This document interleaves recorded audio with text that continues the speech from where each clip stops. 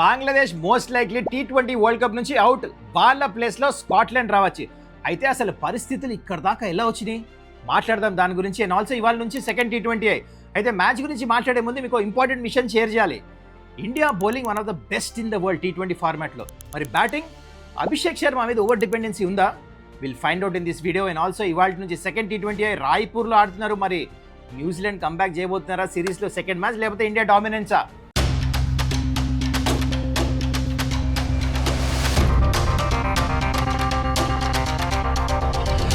నమస్కారం, welcome to Suman's takeout.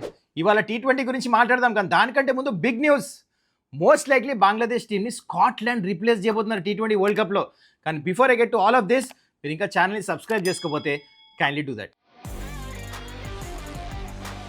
Current big story ఏంటంటే, Bangladesh most likely T20 world cup ఆడటానికి India రావట్లే. వాళ్ళ ప్లేస్లో స్కాట్లాండ్ రాబోతున్నారు. అయితే పరిస్థితులు అసలు ఇక్కడ దాకా ఎలా వచ్చినాయి అదే మీకు ఈ వీడియోలో ఎక్స్ప్లెయిన్ చేస్తా. అసలు ఎట్లా డెవలప్ అయింది డే బై డే చెప్తా మీకు. చాలామందికి తెలియదు ఈ విషయం. It's going to be very interesting. Last దా చూడండి. Jan 3 BCCI ఒక డిసిజన్కి వచ్చారు. బంగ్లాదేశ్ ప్లేయర్ని రిలీజ్ చేసేమని కేకేఆర్కి చెప్పారు. ఎందుకు? బికాస్ బంగ్లాదేశ్లో అయితే ఇన్సిడెంట్స్ జరిగినాయో అది దృష్టిలో పెట్టుకుంటూ ఎగ్జాక్ట్లీ కేకేఆర్ BCCI చెప్పగానే ఫాలో అయిపోయారు. ముస్తఫిజుర్ని రిలీజ్ చేశారు. అయితే Jan 3కి బంగ్లాదేశ్ ఇమీడియట్ రెస్పాండ్ అయ్యారు. మా ప్లేయర్స్ T20 వరల్డ్ కప్ ఆడతానికి ఇండియా రారని. Jan 4కి ICCకి లెటర్ పంపించారు బంగ్లాదేశ్. మా ప్లేయర్స్ T20 వరల్డ్ కప్ ఆడితే ఇండియా ట్రావెల్ చేయరు, ఎందుకంటే మాకు సెక్యూరిటీ ఇష్యూస్ ఉన్నాయి, అందుకనే మా మ్యాచ్లు అన్నీ తీసుకెళ్ళి శ్రీలంకలో పెట్టమని అడిగారు. Jan 5కి ఒక స్టెప్ హెడ్ వెళ్ళారు ఇంకా బంగ్లాదేశ్. మా దగ్గర IPL మ్యాచెస్ చూపిస్తానికి వీల్లేదు, చూపించట్లేదు, బ్యాన్ చేసేస్తున్నాం టెలికాస్ట్ అని చెప్పేసి.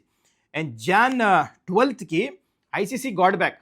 అయితే బంగ్లాదేశ్ లెటర్ పంపించారు కదా ICCకి, మాకు మ్యాచ్లు షిఫ్ట్ చేయండి, సెక్యూరిటీ ఇష్యూస్ ఉన్నాయని. దానికి ఏం రెస్పాండ్ అయ్యారంటే, మాకు టైం కావాలి, ఈ రివ్యూ చేస్తాము, ఈ సెక్యూరిటీ ఇష్యూస్ నిజమా కాదా అన్నీ చూసి will get back to you అన్నారు.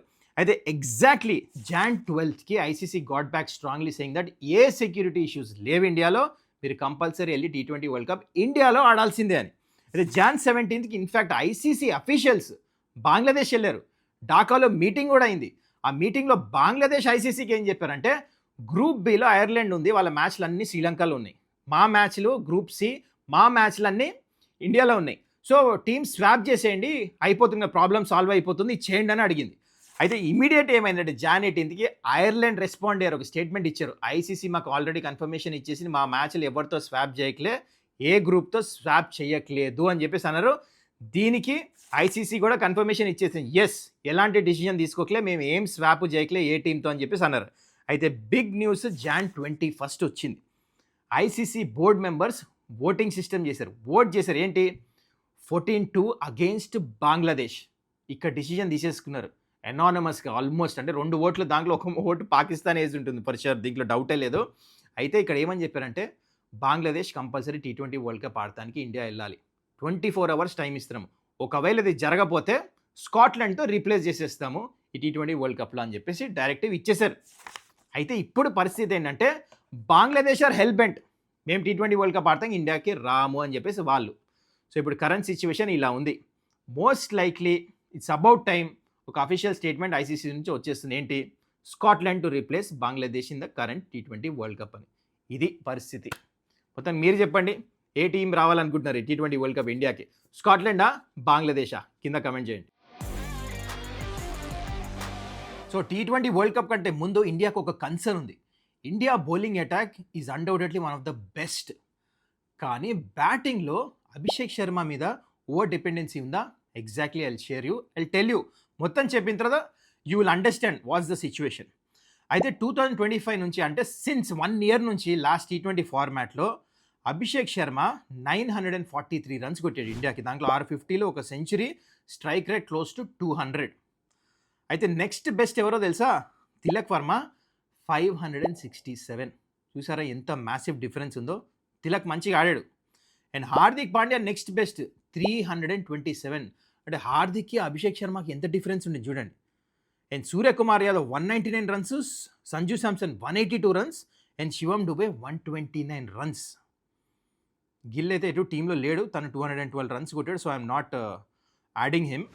అయితే తిలక్ ఇంకా అభిషేక్ శర్మ ఇద్దరు కలిసి 50% రన్స్ కొట్టారు లాస్ట్ 1 year నుంచి. This is big margin. అయితే ఇప్పుడు తిలక్ అండర్స్టాండ్ చేసుకోవాల్సి ఇంజురీ నుంచి వెనక్కి వస్తున్నాడు. మోస్ట్ లైక్లీ హీల్ అయిపోయి వరల్డ్ కప్ కల్లా ఫిట్ అయిపోతాడు. కొంచెం రస్టీ ఉండొచ్చు. So taking that in to consideration మన తిలక్ వర్మ మీద అంత భరోసా పెట్టుకోలేం కదా. సో ఇది ఒక కన్సర్నే కదా. మిగతా బ్యాటర్స్ రన్స్ కొట్టట్లేదు. అభిషేక్ ఫైర్ అయినప్పుడే రన్స్ వస్తున్నాయి. మీకు ఒక ఎగ్జాంపుల్ ఇస్తా. ఏషియా కప్ ఫైనల్లో మీరు చూశారు కదా, ఇండియా ఎంత చేజ్ చేస్తున్నారు. దేవర్ చేజింగ్ జస్ట్ 147 పాకిస్తాన్తో. అభిషేక్ శర్మ మ్యాచ్ త్వరగా అవుట్ అయిపోయాడు. ఆల్మోస్ట్ సెకండ్ లాస్ట్ బాల్ దాకా తిలక్ వర్మ ఉండి మ్యాచ్ గెలిపేయాల్సి వచ్చింది. వేరే బ్యాటర్స్ రన్స్ కొట్టలే అక్కడ. So what I'm trying to tell is, Abhishek Sharma fire అయినప్పుడు బ్యాటింగ్ యూనిట్ చాలా మంచిగా అనిపిస్తుంది. వన్ సైడ్ మ్యాచ్ గెలిచిపోతున్నారు, ఈజీ అనిపిస్తుంది. కానీ తను కొట్టనప్పుడు బిగ్ మ్యాచెస్లో కన్సర్న్ కింద డెఫినెట్లీ ఉంటుంది. అందుకనే ఈ రాబోతున్న న్యూజిలాండ్తో ఈ 4 మ్యాచ్లు వేరే బ్యాటర్స్ సూర్య కానీ దూబే కానీ అందరూ హార్దిక్ దగ్గర నుంచి మొత్తం అందరూ మంచిగా రన్స్ కొట్టాలి, ఫామ్లో రావాలి. ఒక్కళ్ళే బ్యాటర్ మీద భరోసా పెట్టుకుంటే నో, ఏంటంటే లా ఆఫ్ యావరేజెస్ ప్రకారం బ్యాట్స్మెన్ ఫ్లాప్ అవుతారు. So this is what I feel. ఇప్పుడు స్టాట్స్ కూడా చెప్పా, మీరు కూడా మ్యాచ్లు చూశారు. So that's why I personally feel this 4 matches are very crucial for remaining matches. అందరు బ్యాటర్స్కి they have to get runs. మరి దీని గురించి ఇప్పుడు మీరేమంటారు కింద కమెంట్ చేయండి. ఇప్పుడు మనము ఇవాళ T20 మ్యాచ్ రాయ్పూర్లో జరుగుతుంది కదా, దాని గురించి మాట్లాడదాం. సో సెకండ్ T20 రాయ్పూర్లో ఆడుతున్నారు. ఇక్కడ ఒకటే T20 మ్యాచ్ జరిగింది, India versus Australia. India first batting చేస్తూ 170 కొడితే ఆస్ట్రేలియా 20 రన్స్ షాట్. ఇండియా ఈ మ్యాచ్ గెలిచిపోయారు. అయితే recently India versus south Africa ODI ఫార్మాట్లో మ్యాచ్ కూడా జరిగింది రాయ్పూర్లో. ఇండియా 358 కొట్టారు ఫస్ట్ బ్యాటింగ్ చేస్తూ, సౌత్ ఆఫ్రికా చేజ్ చేశారు. So this is a good batting pitch, high scoring venue. Toss గెలిస్తే సెకండ్ బ్యాటింగే చేస్తారు. అయితే లాస్ట్ మ్యాచ్ నాగ్పూర్లో మనం యావరేజ్ స్కోర్ 154 అనుకున్నాం, కానీ 200 పైన పోయింది. దానికి కారణం ఏంటంటే స్క్వేర్ చేంజ్ చేశారు. ఇంత ముందు that was not a batting pitch.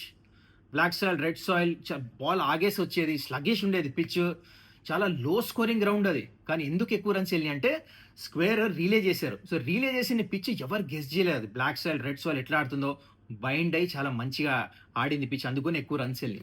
Generally మనం pitch report black soil, red soil, average score ఇదంతా స్పాట్ ఆన్ ఉంటాం.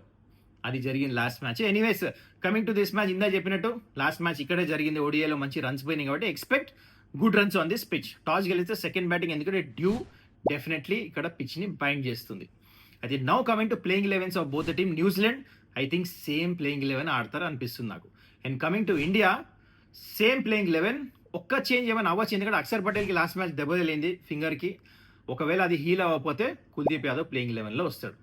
And now coming to Indian team performance విషయానికి, టాక్టిక్స్ విషయానికి వస్తే అభిషేక్ రన్స్ కొడుతున్నాడు, కానీ అవతల పక్క సంజు శాంసన్ బ్యాట్ నుంచి రన్స్ రావాలి. Is very talented.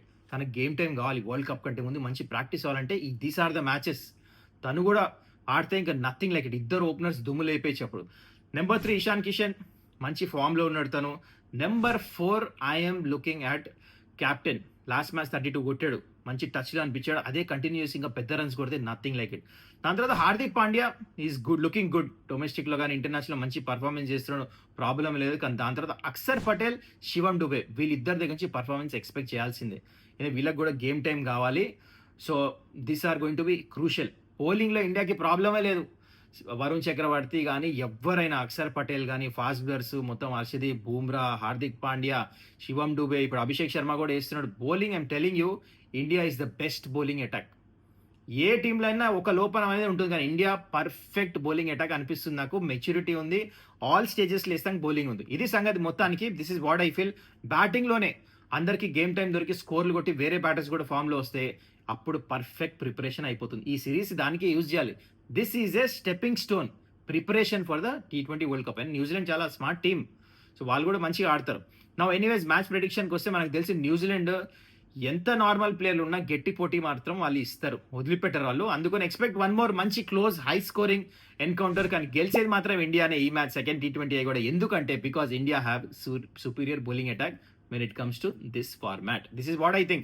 Second T20 కూడా ఇండియా గెలుస్తారు. మరి మీరేమంటారు కింద కమెంట్ చేయండి. న్యూజిలాండ్ ఏమైనా కంబ్యాక్ చేస్తారా?